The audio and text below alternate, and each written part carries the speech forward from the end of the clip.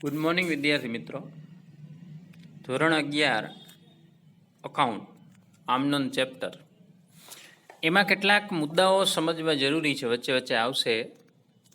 મિત્રો 3 નિયમો મેં તમને શીખવાડ્યા હતા ને એના આધારે 2-3 મેં આમનોનના ઉદાહરણ અહીંયા બોર્ડ ઉપર ગણી એનો તમને વિડીયો મોકલ્યો છે. મિત્રો આમનોન છે ને એ બહુ મહત્વનું ચેપ્ટર છે. આમનોંધ આવડશે તો જ તમને જ્યાં સુધી અભ્યાસ કરશો ને ત્યાં સુધીનું અકાઉન્ટ આવડશે. હવે આમનોંધ જે છે એ 3 નિયમ ઉપર આધારિત છે. વ્યક્તિ ખાતાનો નિયમ, માલ મિલકત ખાતાનો નિયમ અને ઉપજ ખર્ચ ખાતાનો નિયમ. એમાં વચ્ચે કેટલાક મુદ્દાઓ આવે છે, એ મુદ્દાઓ પણ શીખવાના છે. તો એમાં મુદ્દો છે એ લોન અને લોનનું વ્યાજ. લોન અને લોનના વ્યાજના વ્યવહારોને 2 ભાગમાં વર્ગીકૃત કરી શકાય. એક લીધેલી લોન અને ચૂકવેલ વ્યાજ. આપણે લોન લઈએ, તમે 5 લાખ રૂપિયાની લોન લ્યો તો એનું વ્યાજ તમારા માટે ચૂકવવા પાત્ર ખર્ચ કહેવાય. અને આપણે લોન આપી હોય ધીરેલી લોન અને મળવા પાત્ર વ્યાજ. ધંધો ચલાવવા માટે માલિકની મૂડી ઉપરાંત વધારાના નાણાંની જરૂર ઊભી થાય. તો આવા સંજોગોમાં બેંક છે, સરાફી પેઢી છે, અન્ય વ્યક્તિ છે, સંસ્થાઓ છે, એની સાથે આપણે મળી અને નાણાં ઉછીના લેવામાં આવે છે. આ રીતે ઉછીની લીધેલી રકમ જે છે એટલે લીધેલી લોન કહેવાય. ઘણી વખત ધંધાના ફાજલ વધારાના જે છે નાણાંમાંથી કર્મચારી કે અન્ય વ્યક્તિને નાણાં ઉછીના આપવામાં આવે છે. ધીરેલી લોન કહેવાય એને. 2 લોનના ખાતા એ વ્યક્તિ ખાતા છે એટલે એને વ્યક્તિ ખાતાનો નિયમ લાગુ પડે. નક્કી કરેલ દરે ચોક્કસ સમયના અંતે વ્યાજ ચૂકવવાનું હોય ને મળવાનું હોય. ચૂકવવાનું હોય એટલે તો કે આપણે લોન લીધેલી હોય તો વ્યાજ ચૂકવવાનું, તો એ ખર્ચ કહેવાય. બરાબર. લીધેલી લોન ઉપર ધંધાનું વ્યાજ છે એ ધંધાનું ખર્ચ ગણાય એટલે વ્યાજ ખાતું ઉધાર થાય. અને ધીરેલી લોન ઉપર વ્યાજ મળે એ આપણી ઉપજ થઈ કહેવાય એટલે ત્યારે વ્યાજ ખાતું જમા કરવામાં આવે. તો એ આપણે સમજીએ. ઉદાહરણ નંબર 7માં પવન પાસેથી ₹15,000ની લોન 14% દરે લઈ ને ધંધામાં લાવ્યા. મિત્રો અહીંયા લોન લીધેલી છે, બરાબર. 15,000 રૂપિયાની લોન અત્યારે લીધી છે તો અત્યારે ધંધામાં રોકડા આવે તો રોકડ ખાતે ઉધાર, રોકડ મિલકત કહેવાય, આવે ત્યારે ઉધાર, રોકડ ખાતે ઉધાર, તે 14%ની પવનની લોન ખાતે 15,000 રૂપિયાની. એ 14% કંઈ એમાં બાદ નથી કરવાના, હજી વ્યાજ તરત દેવાનું ન હોય. પછી પુષ્કરને 18%ના વ્યાજે 18,000ની લોન આપી, આપણે આપી એટલે લેનાર પુષ્કર થયો કહેવાય. તો પુષ્કરને ધીરેલી લોન ખાતે ઉધાર અને જાય છે રોકડ, તો તે રોકડ ખાતે. હવે છે પવનને 6 મહિનાનું વ્યાજ ચૂકવ્યું લોનનું, તો હવે એની ગણતરી કેમ કરાય જોજો. 15,000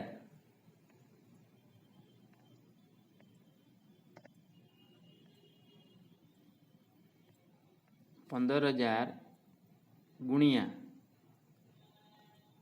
14 ગુણ્યા 6 છેદમાં 100 ગુણ્યા 12.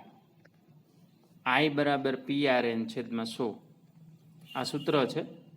તો 15,000 ગુણ્યા 14 ગુણ્યા 6 છેદમાં 100 ગુણ્યા 12. આનું તમે કેલ્ક્યુલેટરમાં સાદું રૂપ આપો, કેવી રીતના દેવાનું એ સમજાવું. 15,000 ગુણ્યા 14 ગુણ્યા 6 કરવાના અને ભાગ્યા 1200 કરવાના એટલે એનું વ્યાજ જે છે એ આવશે 1,050 રૂપિયા. એ બેંક લોનનું વ્યાજ જે છે એ આપણા માટે ખર્ચ કહેવાય, આપણે લીધેલી લોનનું વ્યાજ. એટલે લોન વ્યાજ ખાતે ઉધાર અને તે રોકડ ખાતે, ધંધામાંથી રોકડા જાય. બેંક ખાતે લખો તો હાલે કારણ કે ચેક દીધો હોય. હવે આપણે વ્યાજ મળવા પાત્ર થયું શેનું, તો કે પુષ્કરને જે આપણે લોન આપી 18%ના દરે એનું વ્યાજ મળવા પાત્ર થયું. તો 18,000 ગુણ્યા 18 ગુણ્યા 6 છેદમાં 1200 આવી રીતના કરો તમે એટલે એ જે વ્યાજ છે એ આટલું આવશે 1,620 રૂપિયા. એ ધંધામાં આવે છે તો રોકડ ખાતે ઉધાર ને લોનના વ્યાજ ખાતે જમા. એટલે મિત્રો હવે આટલું શીખ્યા પછી વેપારી વટાવ, રોકડ વટાવ ને કસર, એ 3 વસ્તુ શીખવી જરૂરી છે. વેપારી વટાવ જે છે ને એ વેપારીને મળતો વટાવ એટલે વેપારી વટાવ. કંપનીઓ વસ્તુના પેકિંગ ઉપર કુલ કિંમત દર્શાવે. આ કુલ કિંમત છેલ્લે જે હોય એમાં એ સૌથી છેલ્લે ગ્રાહકને વેચવામાં આવે. MRP, મેક્સિમમ રિટેલ પ્રાઇસ, મહત્તમ છૂટક કિંમત.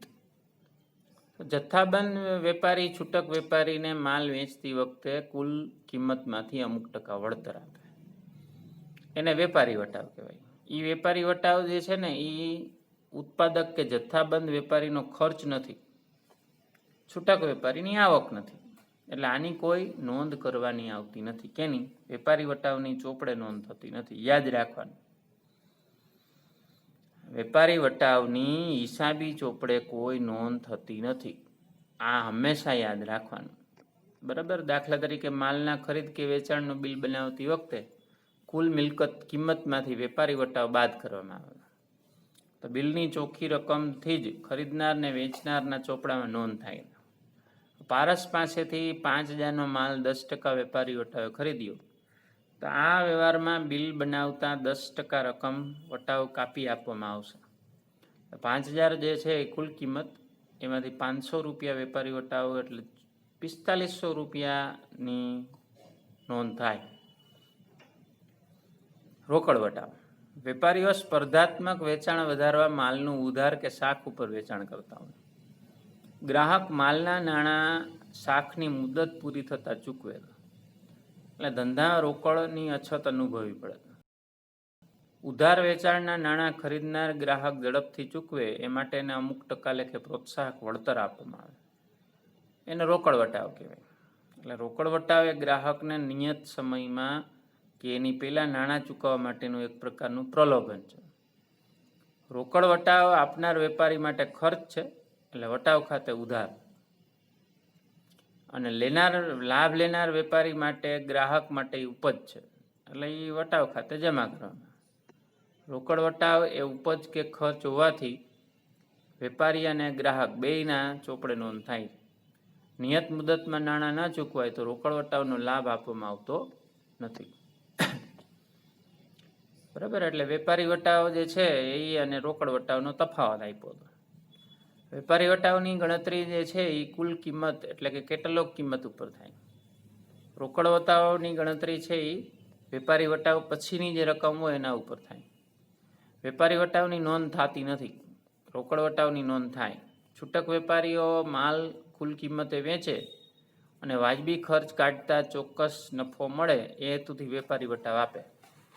સામે ઉધાર વેચાણના નાણાં નિયત મુદતમાં ચૂકવાઈ જાય, વહેલા ચૂકવે એ હેતુથી રોકડ વટાવ આપવામાં આવે. માલનું બિલ બનાવતી વખતે જ વેપારી વટાવ બાદ કરી આપવામાં આવે છે. સામે માલનું બિલ બનાવતી વખતે રોકડ વટાવ બાદ કરવામાં આવતો નથી. જો રોકડા આપવામાં આવે, રોકડેથી જ વહીવટ થતો હોય તો જ રોકડ વટાવ બાદ કરવાનો. વેપારી વટાવની શરતથી ગ્રાહક મોટા જથ્થામાં ખરીદી કરવા પ્રેરાય કે લલચાય. રોકડ વટાવની શરતથી ગ્રાહક છે એ વહેલી રકમ ચૂકવવા માટે લલચાય. હવે આવશે કસર. ઘણી વખત એવું બનતું હોય કે વેપારી લેણા કે દેવાની પતાવટ વખતે હિસાબ ચૂકતે કરવા અમુક રકમ ઓછી લઈને કે આપીને દેવાની પતાવટ કરે. તો જેટલી રકમ ઓછી લીધેલ હોય કે ઓછી આપેલ હોય એને કસર કહેવાય, છૂટ કહેવાય. આપેલ કસર કે છૂટ ધંધાનું ખર્ચ છે, એટલે વટાવ કે કસર ખાતે ઉધાર થાય. અને મળેલ કસર કે છૂટ છે એ ઉપજ, એટલે વટાવ કે કસર ખાતે જમા કરવામાં આવે.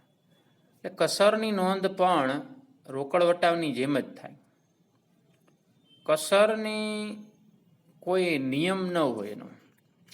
1,050 રૂપિયા હોય તો ઉપરના 50 રૂપિયા તમે ન દિયો, બરાબર. 515માં 500 દિયો તો 15 રૂપિયા ન દિયો, તો એ કસર કહેવાય. એટલે કસર છે એ જનરલી આપણે ઉપયોગમાં લેતા જ હોય.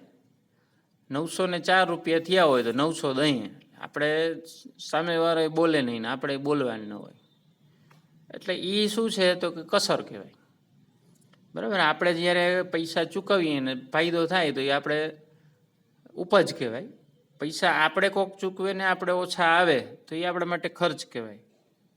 બરાબર? એટલે આવી રીતના હવે જો ઉદાહરણ નંબર 8 છે. તરુણા ટ્રેડર્સમાંથી 10,000નો માલ 10% વેપારી વટાવે ખરીદી. મિત્રો, વેપારી વટાવની નોંધ ન થાય પણ બાદ તો કરવાનો હોય. 10,000ના 10% કેવી રીતના કેલ્ક્યુલેટર હાથમાં લઈ લેવાનું.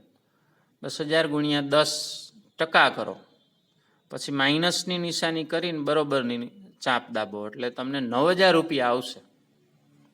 બરાબર? નહીંતર 10,000ના 10% કરો એટલે 1,000 આવે. એ 10,000માંથી બાદ કરો એટલે માલ ખરીદ્યો. તો ખરીદે છે તો હું તો કે ખરીદ ખાતે ઉધાર. બરાબર?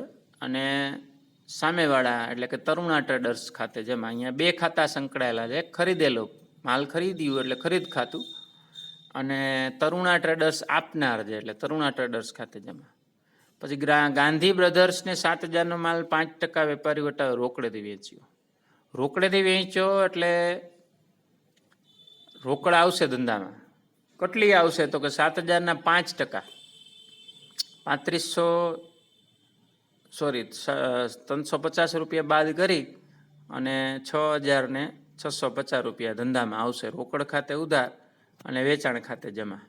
રોકડેથી વેચો હોય પછી ગમે એને વેચી, એનાથી કંઈ ફેર નથી પડતો.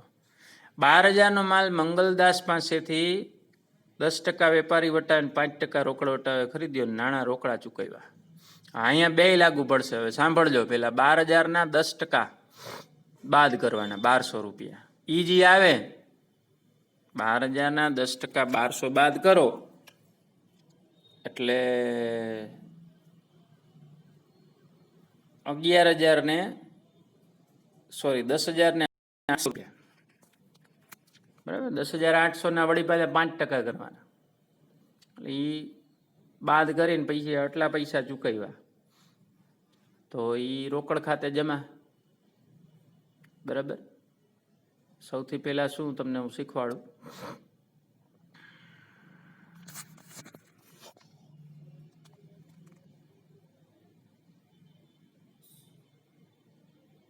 $12,000 ગુણ્યા 10 એટલે 1,200 બાદ 12,000 માઇનસ 1,200 એટલે 10,800 રૂપિયાની કુલ ખરીદી. ખરીદ ખાતે ઉધાર 10,800 રૂપિયા. હવે એ 10,800 જે છે, બરાબર, એ ખરીદ ખાતે ઉધાર, પછી 10,800 એના 5%.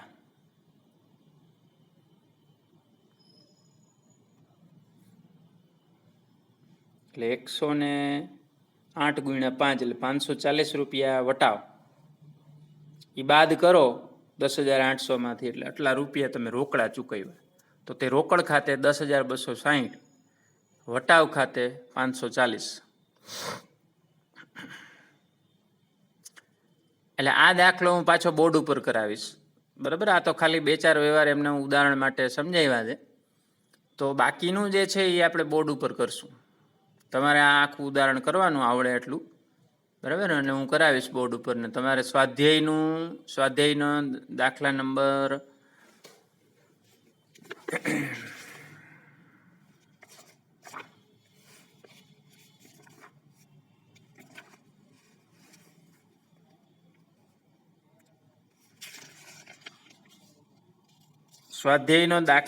7 છે, પેજ નંબર 103 ઉપર.